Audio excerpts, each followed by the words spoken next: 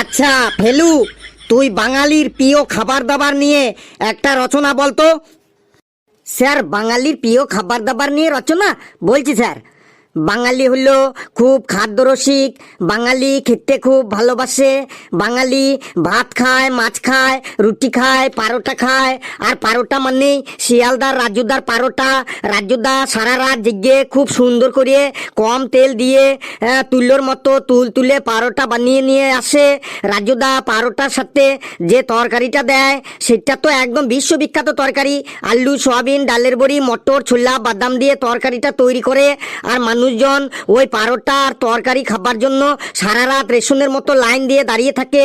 রাজুদার পারোটার দামও অনেক সস্তা, একদম জলের দরে ফলের রস, 3টে পারোটা, আনলিমিটেড তরকারি, একটা সেদ্ধ ডিম, এক টুকরো পেঁয়াজ, একটা কাঁচা লঙ্কা, মাত্র 30 টাকা। যেতে হবে না ট্রেনের টিকিটও। স্যার, কেমন লাগলো বাঙালি প্রিয় খাবার রচনা?